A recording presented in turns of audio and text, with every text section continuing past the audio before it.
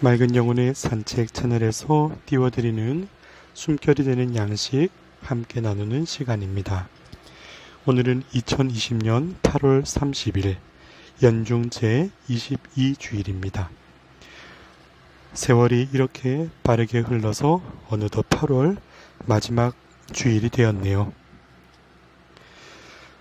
참으로 긴 시간 혼란스러운 세태를 겪어오면서 저마다의 주장과 입장, 가치가 충돌하는 세상을 바라보게 되고 그 한가운데서 주님의 뜻을 갈망하고 찾고 분별할 수 있는 지혜를 얻어나갈 수 있기를 기도드리는 오늘이었습니다. 상투적인 표현일 수도 있지만 운명을 피할 수 없더라면 운명에 당당하게 맞서라 하는 내용입니다.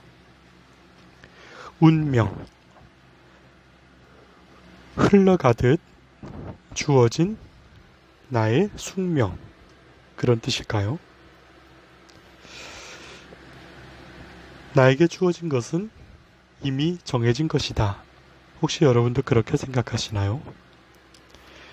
나의 출생부터 주어진 환경, 나에게 영향을 주었던 시공간 속의 만남들, 그 안에는 빛도 어둠도 있을 테고 긍정과 부정의 체험들이 녹아 있을 거라 봅니다. 분명히 이런 어둠이나 그늘, 부정의 체험이 녹아 있는 나의 환경이나 삶에서 겪었던 사건들은 내 인생에 있어서 정말 중요한 요소이지요. 심지어는 사람이 환경에 지배받는다라는 표현도 있듯 말 그대로 지배적일 수도 있는 조건이라고 여겨지죠. 그런데 어떠한 환경도 어떤 주어진 여건이나 체험들도 내가 맞닥뜨리고 있는 현재의 모습도 주변에 놓여진 지금 세태들도 나의 존재의 이 불어로 해종됐트 그래요. 내가 여기 있어야만 하는 이유라는 것이죠. 내가 살아갈 이유와 나의 인생 전체를 결정할 필요 충분 조건은 되지 못한다. 저는 분명히 이 말씀을 드릴 수 있고 드리고 싶습니다. 주님께서 나에게 주신 의지, 삶에 대하여 의미를 찾아가고 내가 겪는 이 모든 것들의 동기를 찾고자 하는 내 마음속의 기도와 바람들, 내 인생을 통해 세상의 좋은 몫을 이루고자 하는 나의 전체적인 사랑, 이 모든 것을 환경이나 운명 등등 조건들이 제한할 수 없기 때문이죠. 내가 이미 겪었거나 겪고 있는 환경 모든 것들은 주변을 둘러싼 보이는 것들이지만 정작 나라고 이름 붙인 세상을 움직이는 힘은 보이지 않는 내 심장에 간직된 영혼의 열정과 주님의 뜻에 귀 기울이는 가난한 신앙이 밑받침을 이루고 있기 때문이죠. 근대 철학에서의 빼놓을 수 없는 임마누엘 칸트는 인생에 있어서 결국 묻게 되는 질문은 네 가지로 요약된다라고 표현한 적이 있습니다. 첫 번째는 나는 무엇을 할 수 있을까? 두 번째, 나는 무엇을 해야만 하는가? 세 번째, 내가 바랄 수 있는 것은 무엇인가? 네 번째, 인간이란 무엇인가? 우리가 늘 하는 질문인데 이렇게 요약해보고 나니까 정말 삶의 중요한 것은 이러한 것이 아니었나 다시금 동의하게 되더라고요. 살면서 우리는 꿈을 찾아가잖아요. 무엇을 할 수 있을까? 관계가 엮어져 가면서 나도 사회 안에 한 사람으로 역할을 갖고 있기에 무엇을 해야만 하는가? 여러분도 그러시죠? 누군가의 아들로서, 딸로서, 누군가의 아버지로서, 어머니로서, 누군가의 형제 자매로서, 또 이름 붙인 그 어떤 의미로서 내가 바랄 수 있는 것은 무엇인가? 결국 내 인생에서 나의 발걸음 통해서 내가 참된 행복을 찾아 필요한 것들 얻어가는 것 아니겠어요? 그러나 결국 끝자락에 주님께 다다르기 전 나 자신에게 던질 수밖에 없는 질문, 나의 삶이란 무엇이었는가? 결국 인간이란 무엇인가? 라는 질문에 다다르게 되지 않을까? 그럼 질문에 대한 답을 하나씩 붙여볼까요? 나는 무엇을 할 수 있을까? 주님께서 맡기신 것으로, 주님께서 맡겨주신 세상 안에서 내게 주어진 것으로 할 수 있는 것이지요. 무엇을 해야만 하는가? 주님의 뜻에 맞가진 것을 해야만 한다. 내가 바랄 수 있는 것은 무엇인가? 나라는 한 인간이 흙으로 빚어지고 숨결을 얻어서 할 수 있는 것, 곧 주님의 뜻을 이루는 것. 이렇게 내 마음속에 멈추어 있는 시간처럼 느껴지는 이때 즈음에도 끊임없이 할 수 있고 해야 하며 바라야 할 일이 주어져 있단 말이죠. 세상이 때로 셧다운 하기도 하고 확산되는 바이러스 앞에 몇 단계를 설정하며 일상을 멈추어 달라 호소할 때에 그 멈추어진 일상의 환경을 탓하는 것이 아니라 이 상황 속에서도 내 영혼 깊어지는 일을 찾는 것, 성경을 가까이 하고 매일매일 습관이 되지 못했던 영적 일기를 써내려 가보는 일, 내 마음속에 남아있고 기억되는 사람들에게 정성스럽게 편지를 띄우는 일,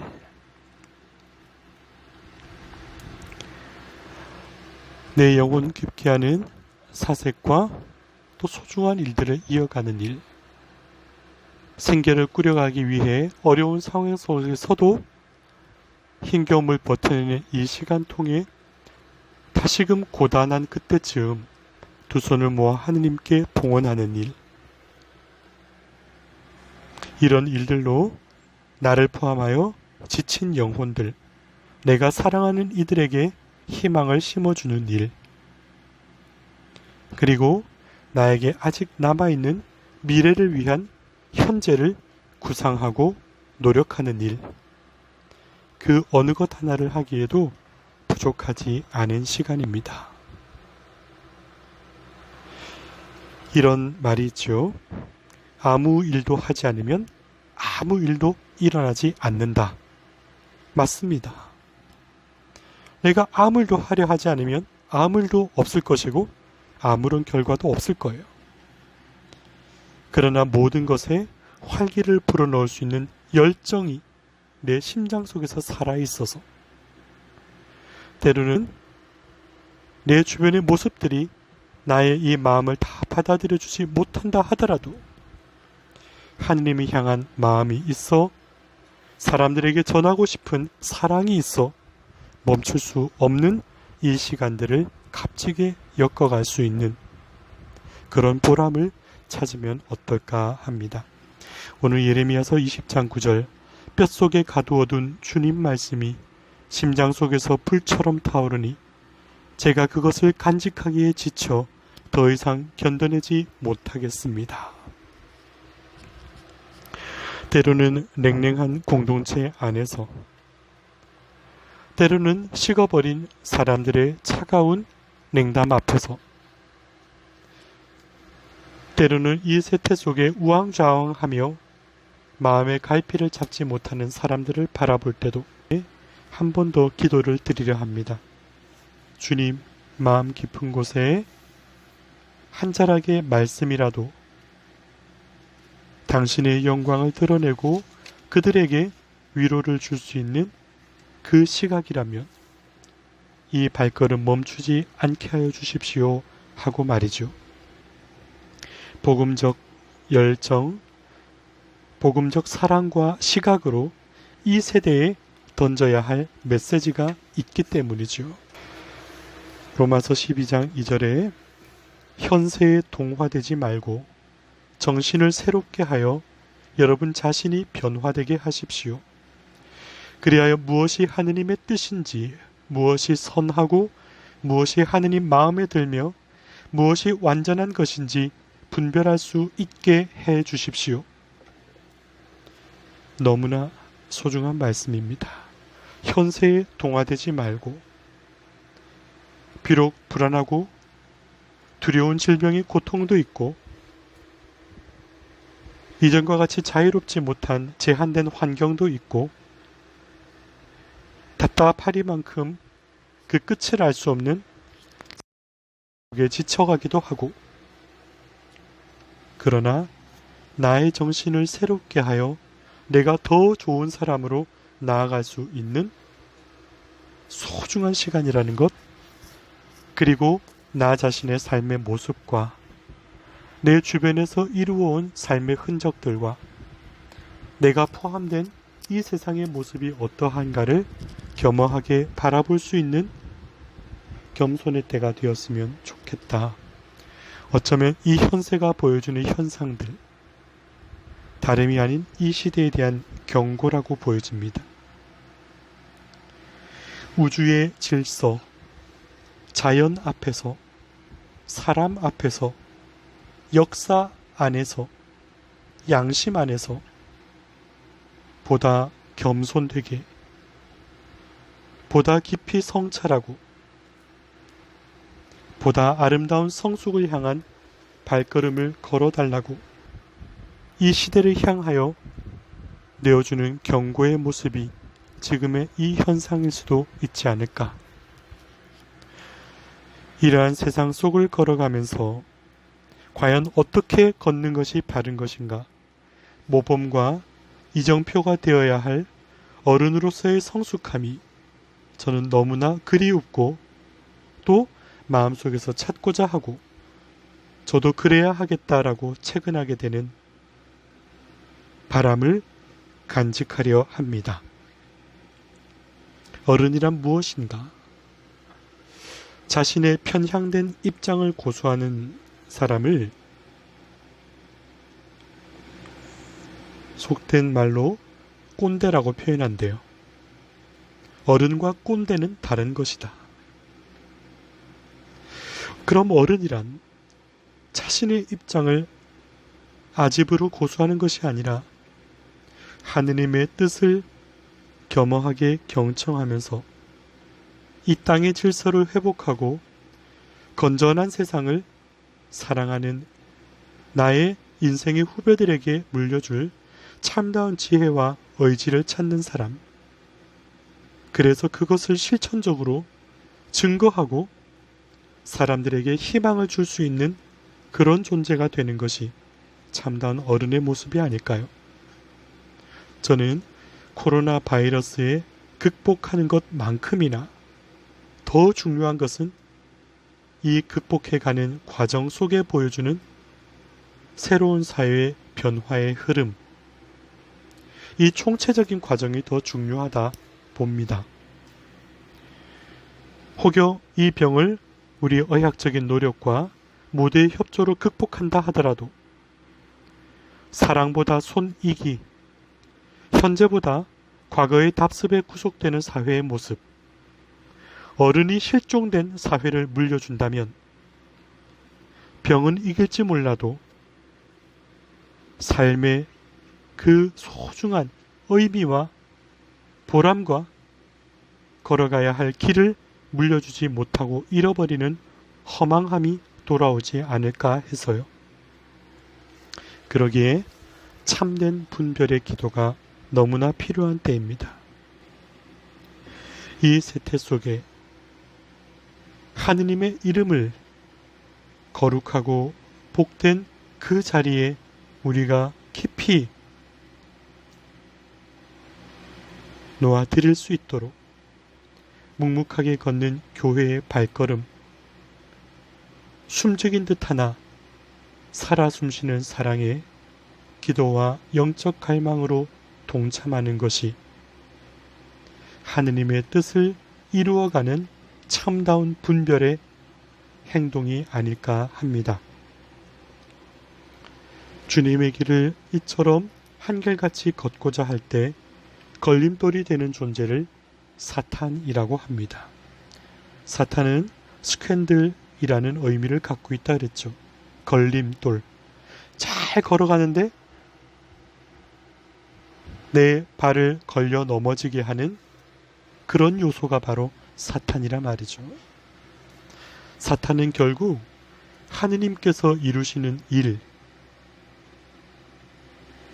하느님께서 전하시는 말씀을 사람의 일로, 사람의 말로 치부해버리는, 내가 중심적이 되는 그런 삶으로 유도하는 것을 말합니다. 그에 반해 하느님의 뜻을 찾아가는 것은 사람의 일 가운데서도 하느님의 음성을 들을 수 있는 겸손한 경청과 사랑으로 응답하는 자세에서 드러나는 것이지요.